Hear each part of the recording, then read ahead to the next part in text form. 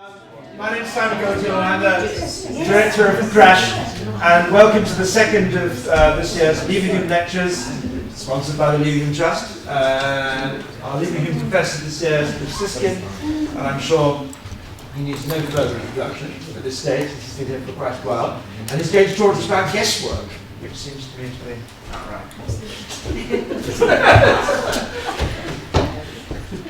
Thanks very much, Simon. I see some faces who are people who were here to the first lecture. Many aren't. They're not necessary, but if you were at the first lecture or at the work in progress seminars that were held, you know that part of what I'm doing here is finishing a book on the history of system. There were very vigorous discussions last week about questions about defining system. It's also an important part of CRASSH to talk about relations of disciplines, so I thought that I would start with, I don't know what you would call him. His name is similar to mine. You've probably heard of him. His name is Leonard Susskind, and he's a famous physicist from the west coast of California. And he's also made a name for himself because he's heavily involved in initially sort of YouTube lectures, new technology, new shape of knowledge, which is now being processed as part of the new massive online courses. And so this is one of the lectures, and we're just going to look at about 10 seconds of this. Let's begin with quantum mechanics, the very, very simplest, most primitive question you can ask. What is the state? Well, I think we can ask the most primitive question is what is a system? Now, I don't think I can answer it. It's a sort of undefinable. You start with the idea of a system, and I don't think I will. You think that's so there's an opportunity for those of us in another discipline to answer the question that the theoretical physicist can't himself answer.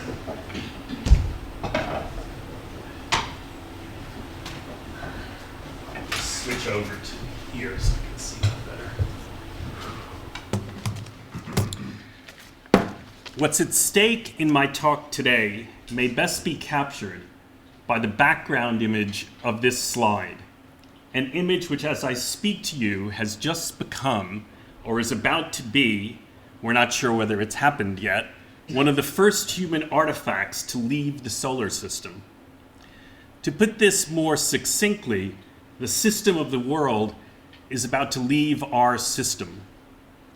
In 1977, NASA chose pages from Isaac Newton's A Treatise of the System of the World to represent humanity to whoever or whatever else is out there, encoding this image of those pages onto a 12-inch photograph record packed into the Voyager 1 spacecraft. But there's a twist to this apparently simple act of homage to the Principia and its author. These are not pages from the System of the World, famously published as Book 3 of the Principia. It is a very, very different version, one that Newton rejected. It was, in fact, not even published until 1728, the year after Newton died. And there's even another twist to that twist. Newton came very close, repeatedly, to sending his treatise into the world without any system at all. Why, I want to ask this afternoon, was system such a vexed issue in the late 17th century? And why, once it did make it onto the printed page, did system become so successful that it was launched into space as one of humanity's calling cards 3 centuries later?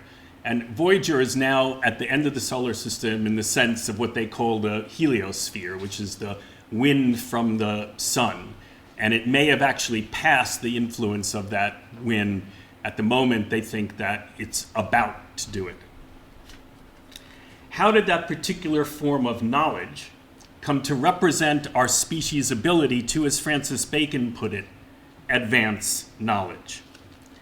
For Bacon, the key to advancement, what he called the whole secret, is never to let the mind's eyes stray from things themselves and to take in images exactly as they are. May God never allow us to publish a dream of our imagination as a model of the world. I never thought of my work as a co-editor of a monograph series for Palgrave Macmillan as a religious vocation, but I will admit that this last sentence, may God never allow us to publish a dream of our imagination as a model of the world, does haunt my deliberations, just as the first sentence, with its imperative to see things as they are, has haunted our histories of science, turning them into tales of empiricism and induction. To turn them into something else, let's try an experiment. I'm doing a lot of this during my time here at CRASSH. Here are some things to look at. Some of you may remember that I began my first lecture with this image of what Galileo saw with his new spyglass and the message he thought these particular things conveyed. But as with the image on Voyager, there's a twist to this image as well. The message from the stars was that these things were not stars at all. They were moons revolving around Jupiter. Here's what we would call stars. Galileo would have called them fixed stars. Look closely. Can you see these things as they are? For the physicist David Deutsch, best known as the father of the quantum computer, but also an extraordinary scholar of the Enlightenment, again my attempt to kind of connect across, in this case again to physics, this is an epistemological question with a historically specific answer. How do we know? No human has ever been at the surface of a star. Yet we see those cold dots in our sky and know that we are looking at the white-hot surfaces of distant nuclear furnaces. Such ideas do not create themselves, nor can they be mechanically derived from anything. They have to be guessed. 401 years after Galileo broadcast his message from the stars, Deutsch published an even briefer one. They are nothing like they look. The difference between dots and white-hot surfaces of distant nuclear furnaces is the product of what Bacon called for, the advancement of knowledge. It is also the informing irony of Bacon's plan for the Great Renewal. The reward for seeing things as he demanded, quote, exactly as they are, was to learn to see them in an entirely different way. In the history of mediation, the history of the forms and tools that mediate knowledge, that irony took the form of a substitution. One form of mediation had to be replaced by another. The imaginary models that Bacon thought had stalled knowledge brought it to a stop. What he also called the idols of the mind had to be swept aside so that things could be worked on with a new set of instruments. That work has been guesswork. We may not want to publish a dream as knowledge, but we can't know anything as it is unless we know how to guess. The historical importance of guesswork since the 17th century helps to account for what Deutsch calls, quote, one of the most remarkable things about science, the contrast between the enormous reach and power of our best theories and the precarious local means by which we create them.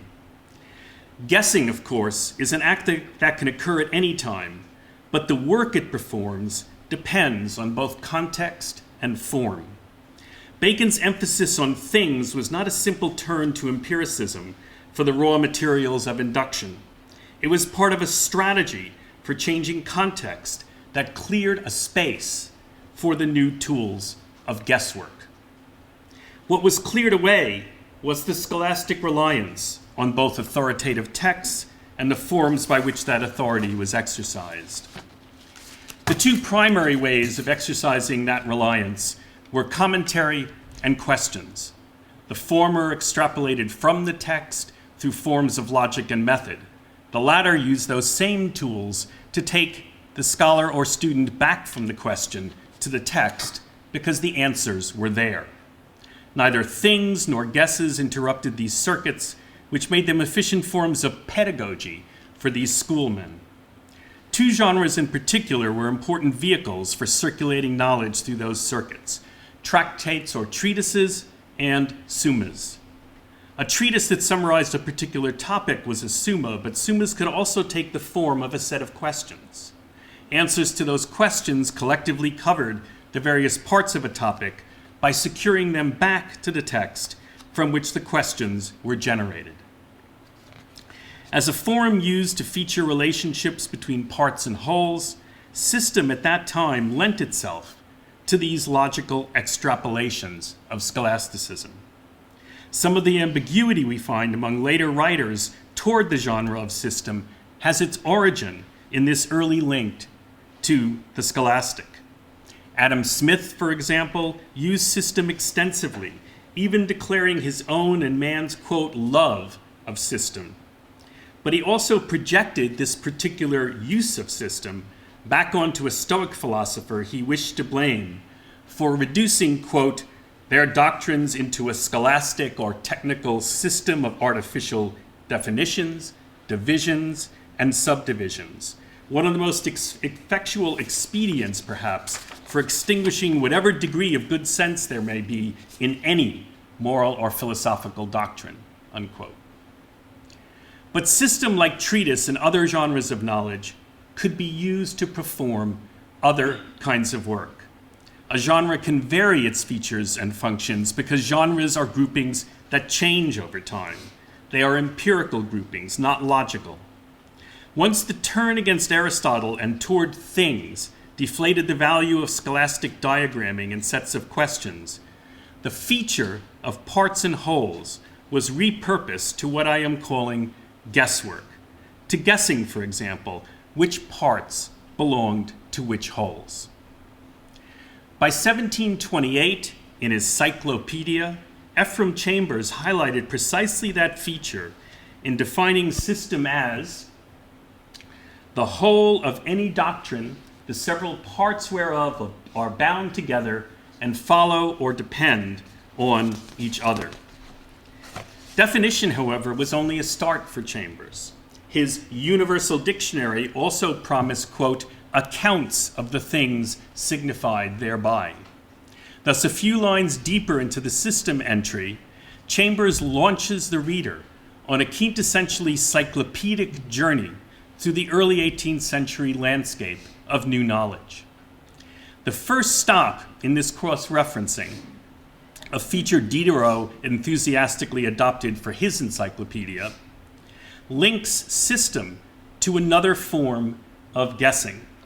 So down at the bottom here, system and hypothesis have the same signification, unless perhaps hypothesis be a more particular system and system a more general hypothesis. And then the command from Chambers, see hypothesis. By inserting imagination into his definition, Chambers echoed Bacon's fear from a century earlier that we might publish a dream of our imagination as a model of the world. That worry then becomes the occasion for Chambers to neatly summarize the debate over the shape of knowledge at the moment that the event we now call Enlightenment began.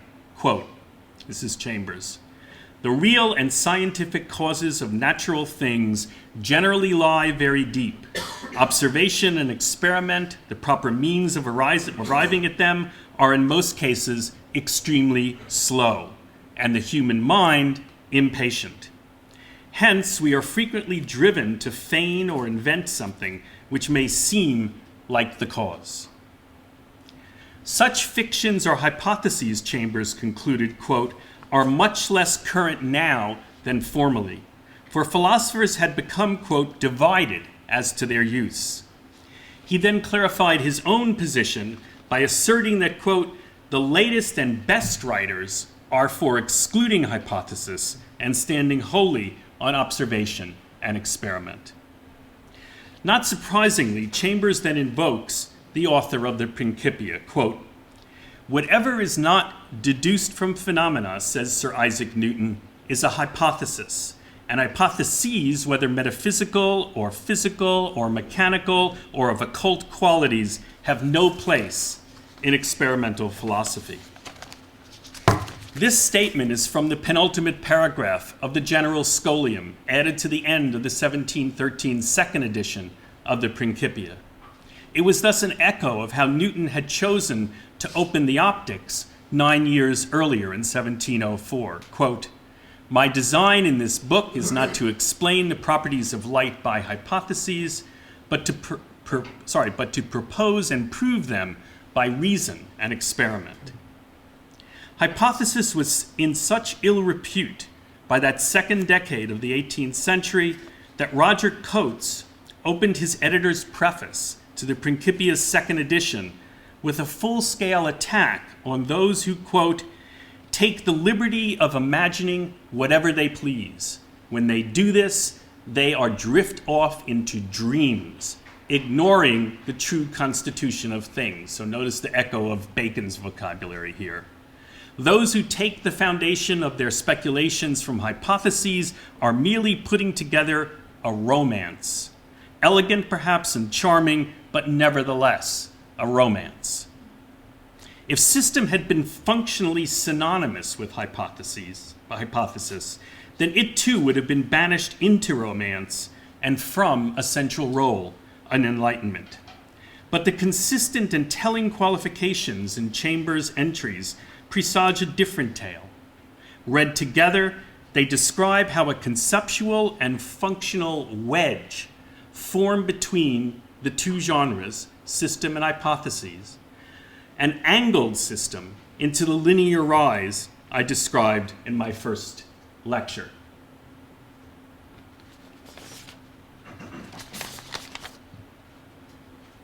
The tentative gap opened in the system entry at the first cross-reference to hypothesis.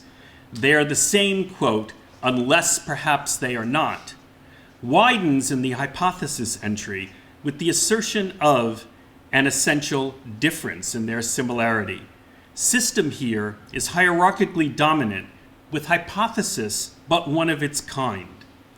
The cyclopedic turn back to system, that is, as you go back and forth in Chambers' volumes following the cross-references, then drives the wedge even deeper, deep enough to open a historical split between them at the bottom.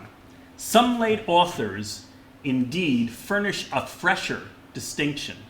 An hypothesis, say they, is a mere supposition or fiction, founded rather on imagination than reason. A system is only built on the firmest ground and raised by the severest rules.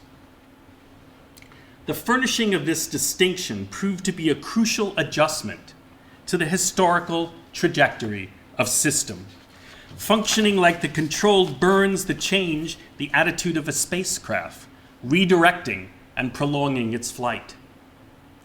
Systems appeared in the skies for Galileo and on the page at the start of the 17th century as part of the collective cutting of scholasticism's ties to authority. As a form for positing how different parts might combine into different wholes, system joined other genres in facilitating the necessary task of guesswork. I emphasize necessary to acknowledge Deutsch's correction to the standard histories of science as empiricism's enabling of induction. The path from empirical things to explanations, from seeing dots to knowing about furnaces, required guesswork. And that is precisely why Newton, Coates, and Chambers all worried about how that guesswork should be performed. And we can read that worry in the historical use of and comments on the genres that performed that work. That's why system can tell us a great deal about the shape of knowledge from the Enlightenment. One new shape of knowledge today is Twitter, which is very active here. It's come to silently haunt our conferences and our lectures.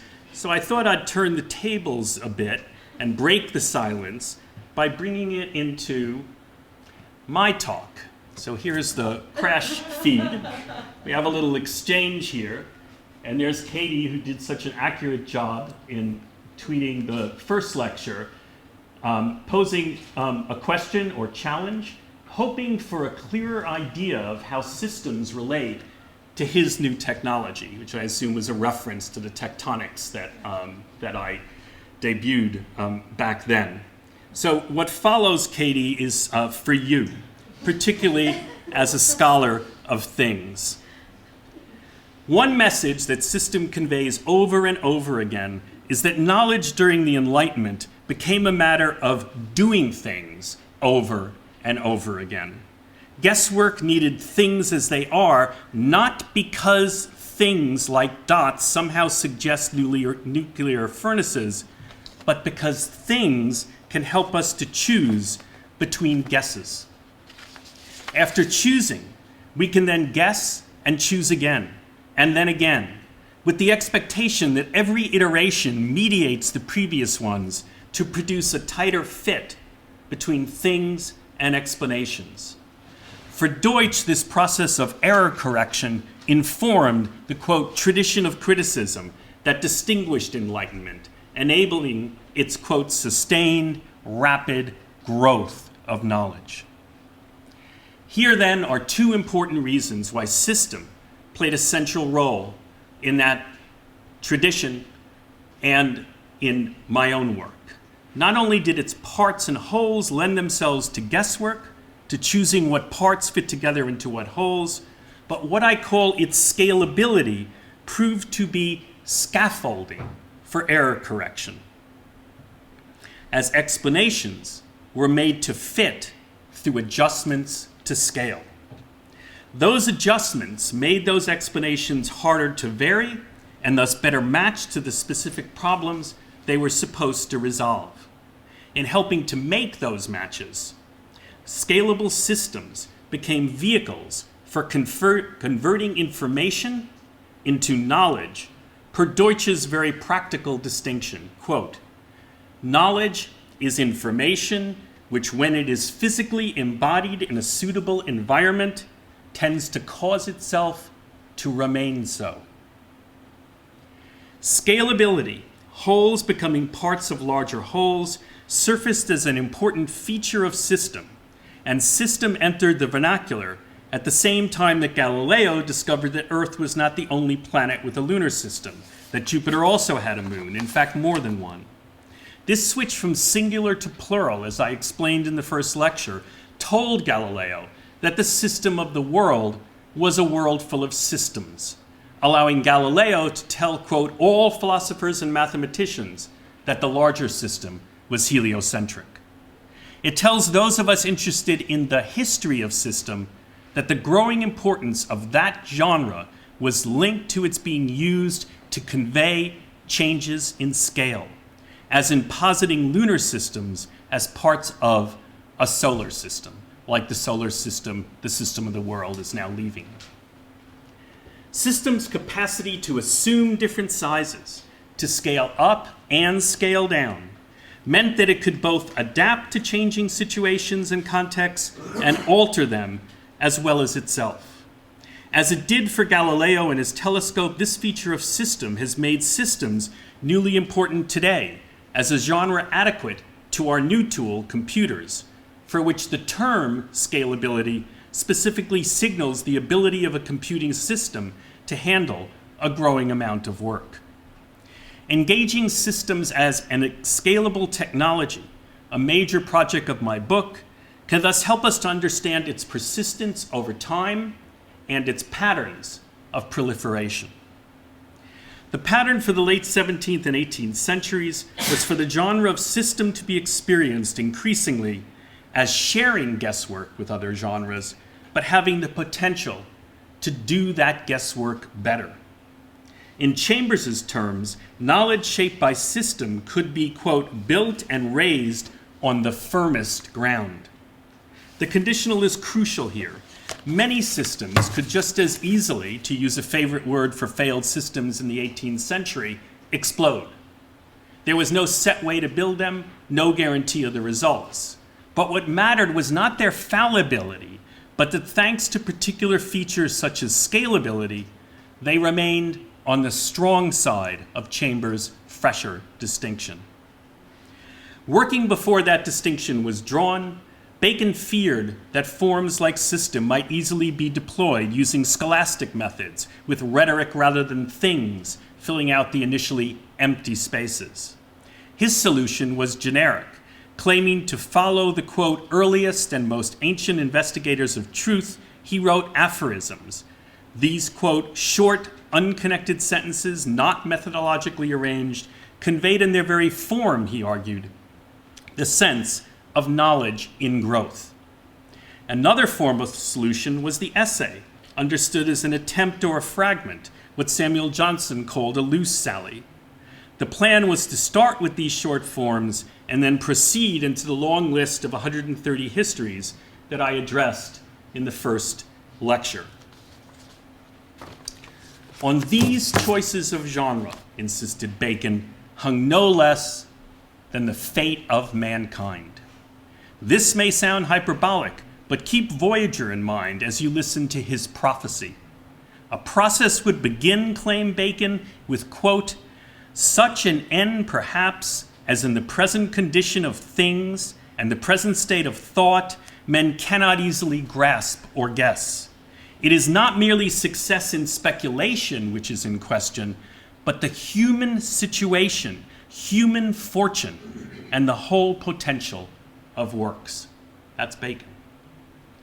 For system to play a role in this new high-stakes world of knowledge, not only to contribute to success in speculation, but to become a track on Voyager's phonograph record, it had to overcome Bacon's skepticism to gain Chambers's firmest ground.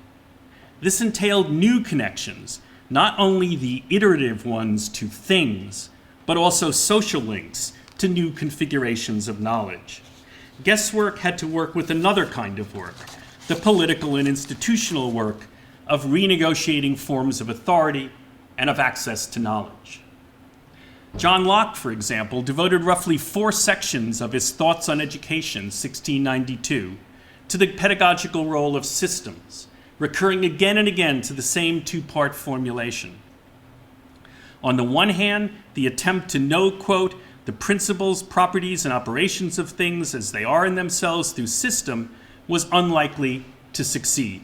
Quote, Locke, though the world be full of systems of it, that is natural philosophy, yet I cannot say I know anyone which can be taught as a young man as a science wherein he be made sure to find truth and certainty, which is what all sciences give an expectation of.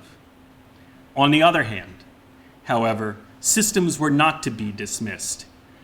Quote, I do not conclude, said Locke, that none of them are to be read. For Locke, even flawed systems carried social value. It is necessary for a gentleman in this learned age to look into some of them, to fit himself for conversation.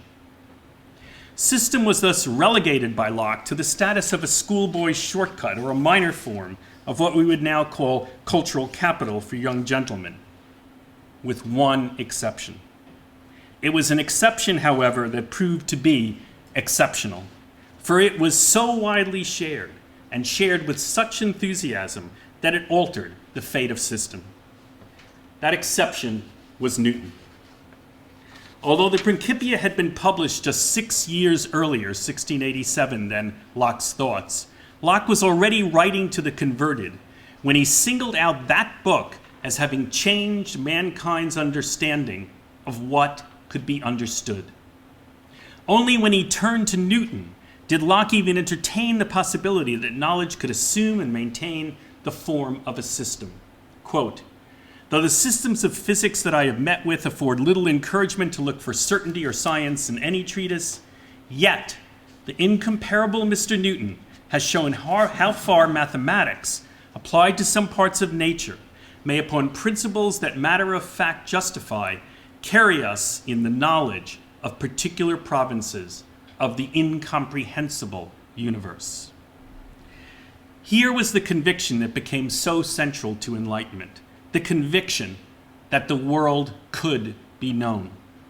And what made it comprehensible were new forms of mediation in new combinations. Mathematics made new by Newton's invention of the calculus brought to system a new way of generating principles more firmly grounded in fact, a regrounding that opened the gap Chambers detected between system and its guesswork competitors. Newton's accomplishment elicited not just admiration, but astonishment. The sense that he had changed all of the rules by framing a system of the world out of a few simple ones was immediate and persistent.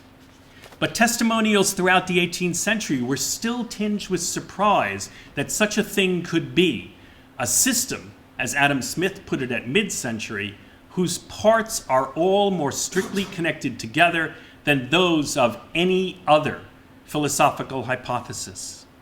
Having acquired, quote, the most universal empire that was ever established in philosophy, Newton's principles, asserted Smith, quote, have a degree of firmness, as Chambers' word, and solidity that we should look in vain for in any other system. But when it came down to specifying what they were actually looking at, admirers and system makers like Smith ran into a really difficult question. How real could a system be?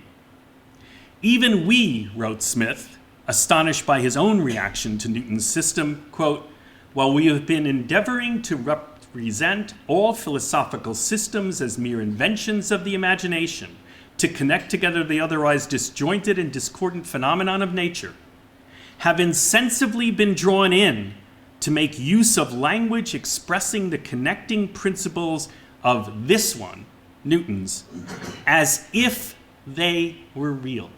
As if they were real. Real chains which nature makes use of to bind together her several operations. That as if drove the proliferation of system in the 18th century, haunting everyone with the possibility that a system could be adequate to the real thing. By portraying that adequacy as a matter of connection, Smith's as if echoes the logic of the calculus, of using parts to approximate wholes, as it enacts the scalability of system, of connecting more and more parts into wholes comprehensive enough to be real. This interaction was the engine of Newtonian Enlightenment. The calculus divided wholes into an infinite number of parts, and system connected parts into wholes. The Principia was the embodiment of that interaction. It literally took shape as a pairing of those tools. When Newton first took up the project at the urging of Edwin Halley in 1684, he planned a 2-book treatise on the motion of bodies. The first book, after preliminary matter consisting of definitions, a scholium, and axioms, begins with the principle that undergirds the calculus, quote, the method of first and ultimate ratios, of parts, that is, approximating the whole, is for use in demonstrating what follows, quote, quantities, this is Newton, and also ratios of quantities which in any finite time constantly tend to equality, and which before the end of that time approach so close to one another that their difference is less than any given quantity, become ultimately real. Or in 2 words, as if. The second book that he planned then pairs the calculus with the form that makes a whole of parts. Quote, I now demonstrate, wrote Newton, the frame of the system of the world.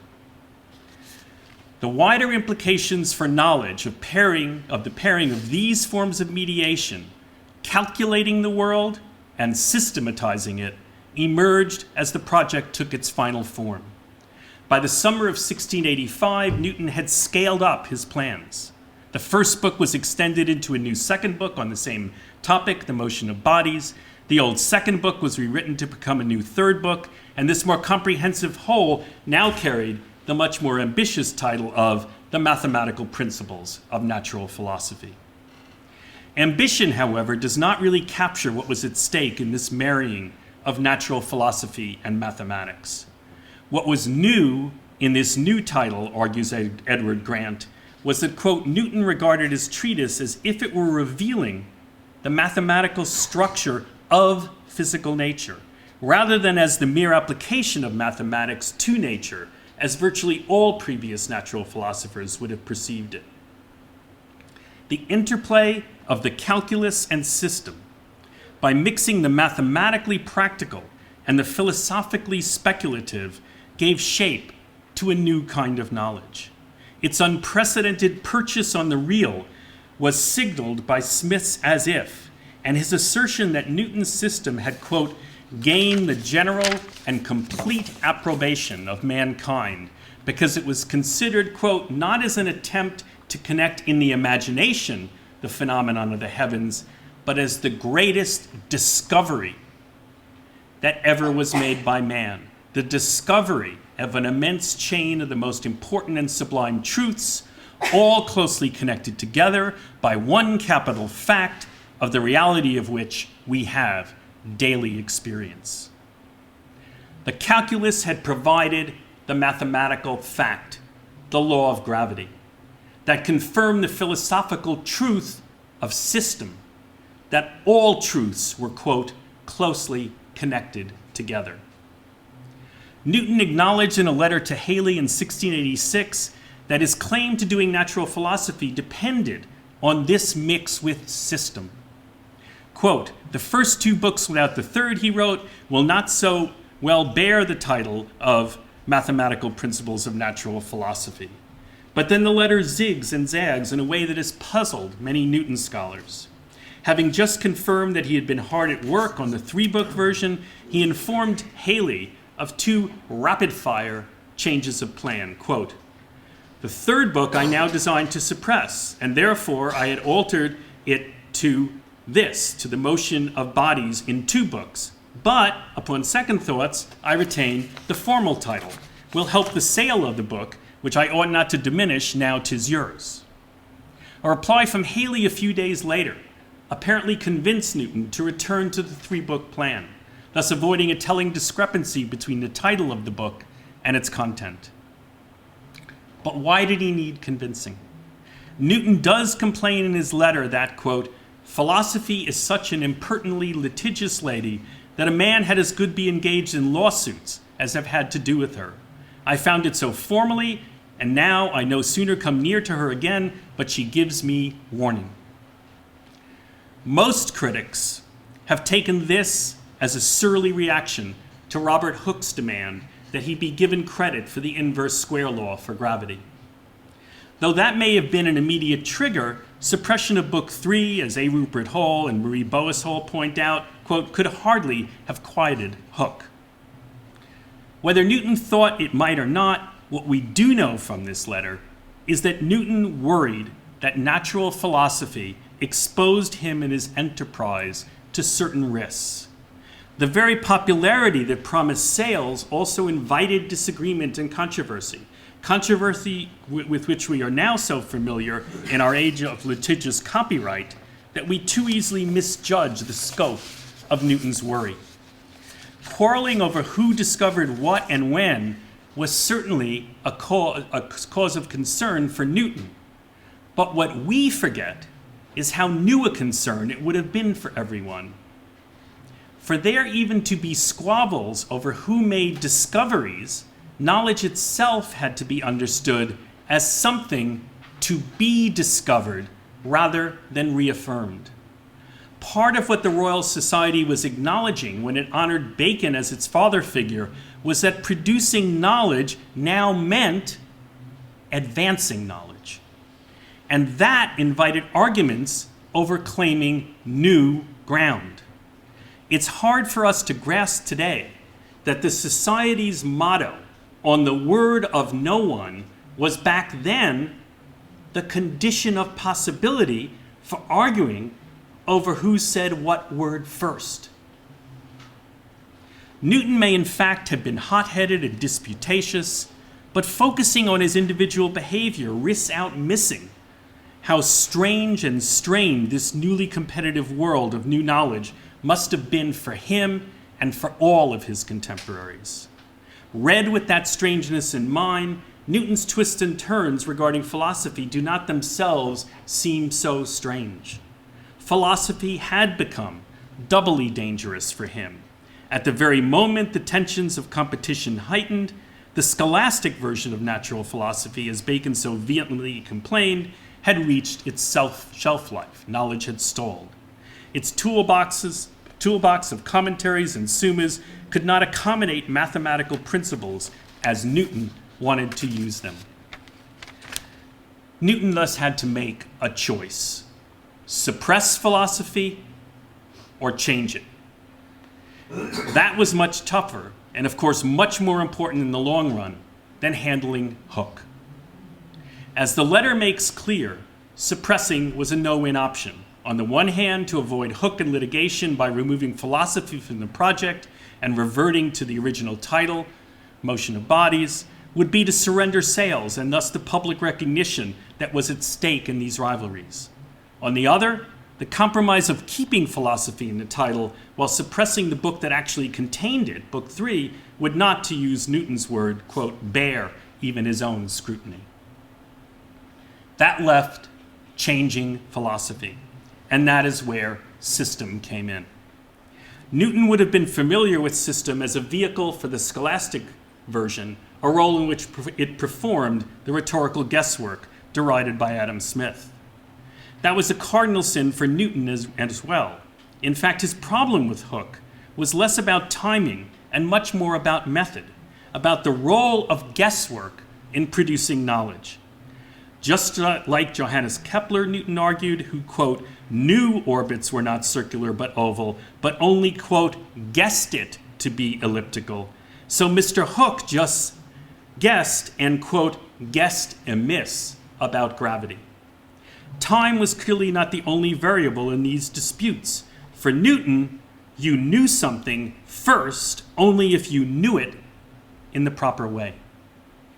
Guessing was necessary, but not enough. In making that distinction, Newton was as tough on himself as he was on others. Quote, I hope I shall not be urged to declare in print, he wrote of his earlier work on the inverse square law, that I understood not the obvious mathematical conditions of my own hypothesis.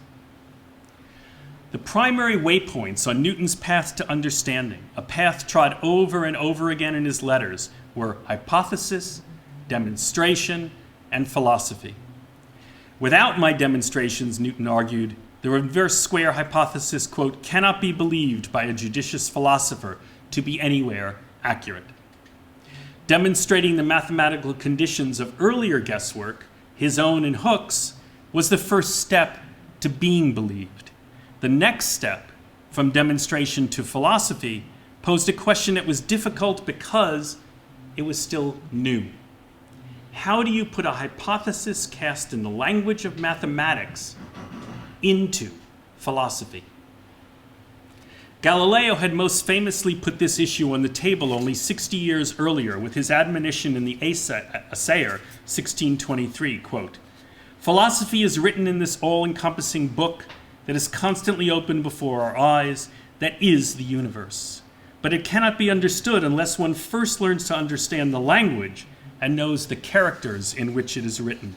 It is written in mathematical language, and its characters are triangles, circles, and other geometrical figures. Because mathematics did become the language of modern science, celebration of Galileo's foresight rarely attended to who and what he was admonishing. The who was Orazio Grassi, who published Astronomical and Philosophical Balance under the pseudonym of Lotario Sarsi.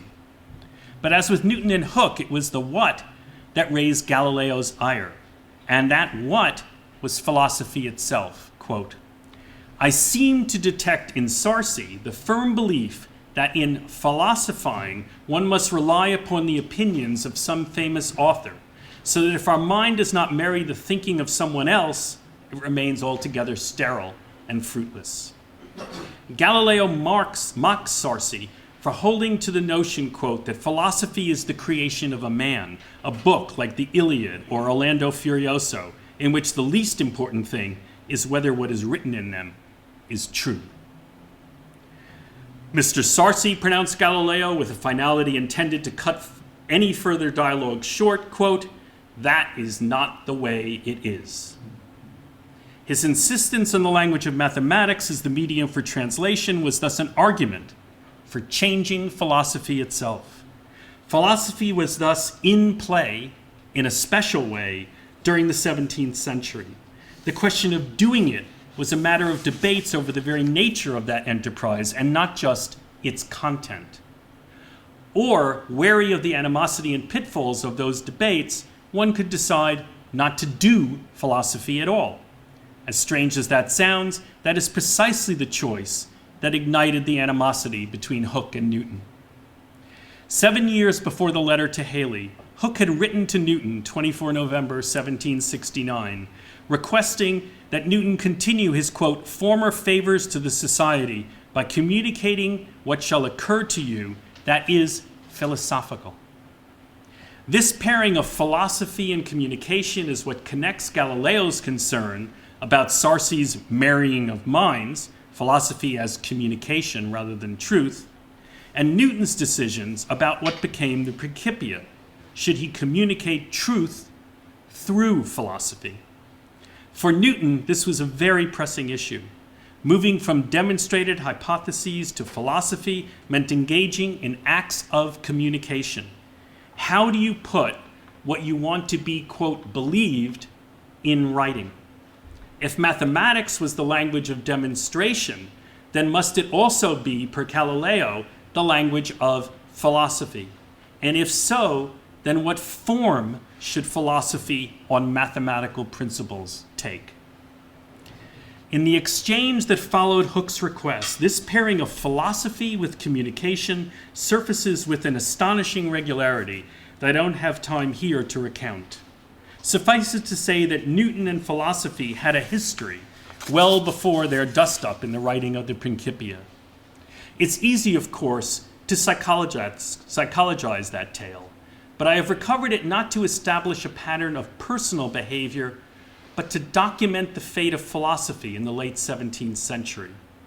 In the history of mediation, this sequence is not about Newton changing his mind, but about changes in philosophy, changes that could make it adequate to Galileo's admonition.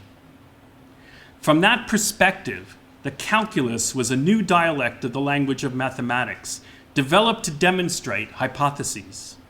For philosophy to communicate what could now be believed, it too needed a new tool, a tool capable of translating that dialect.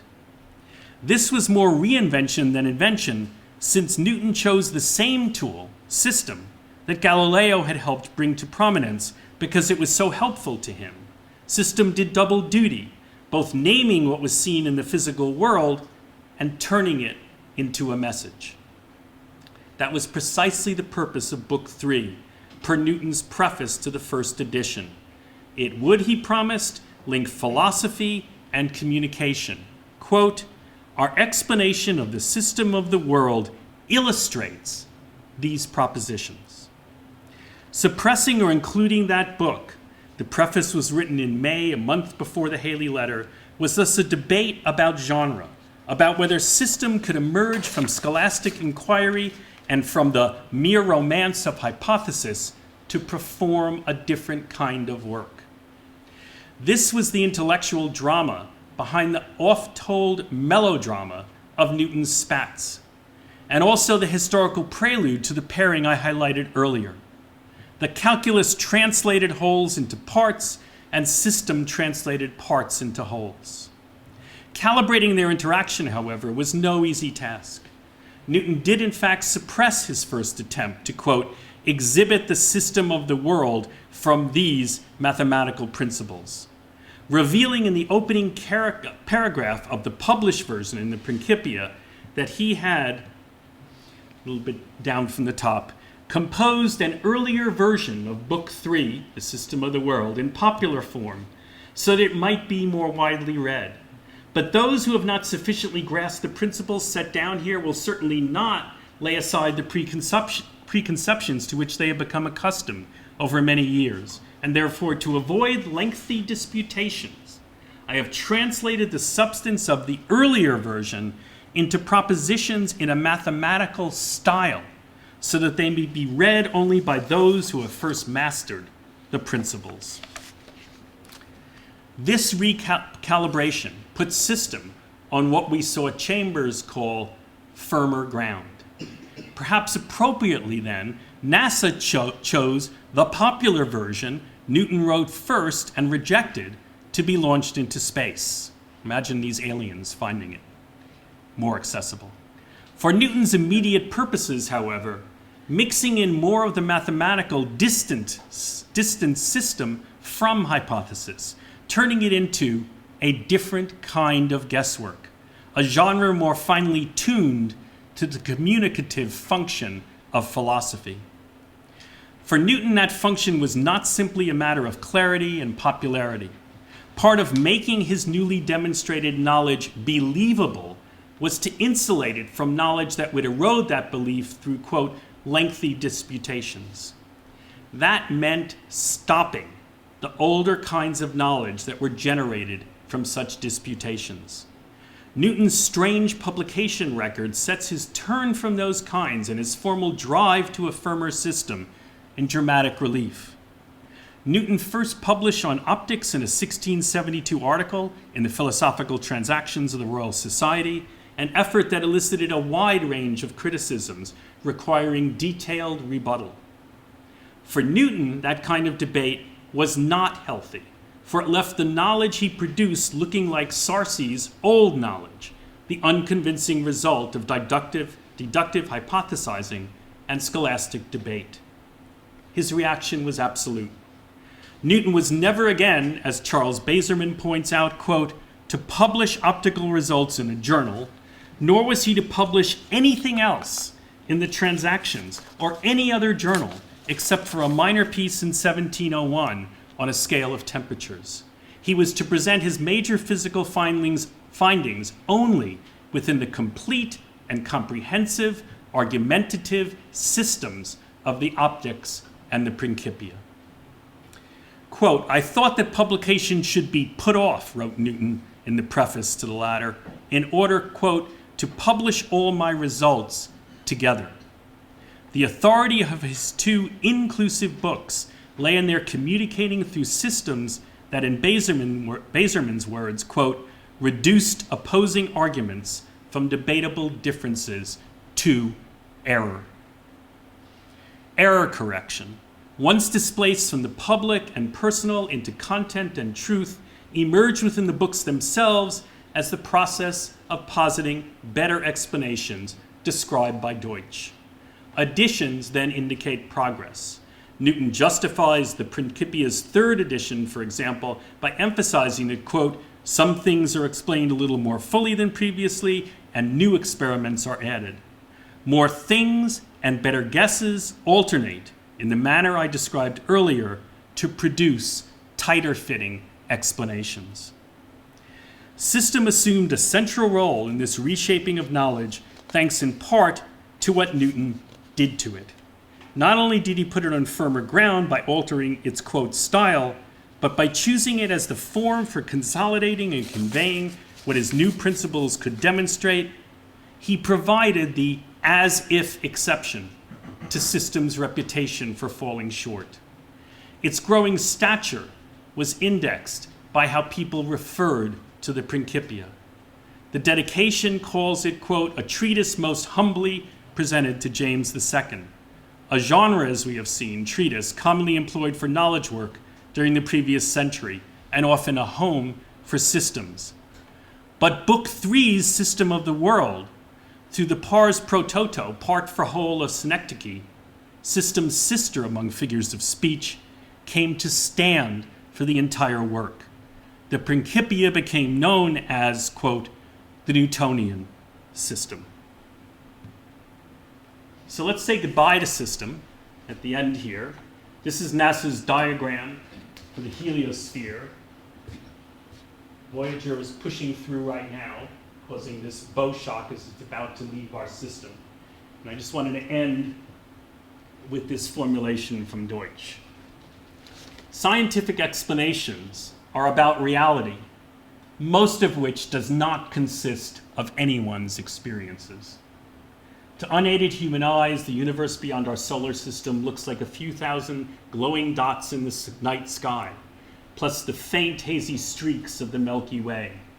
But if you ask an astronomer what is out there in reality, you will be told not about dots or streaks, but about stars. You could just kind of leave with the thought that this earlier rejected system by Newton is about to head out of the system and for the first time occupy the same space as those stars. Thank you.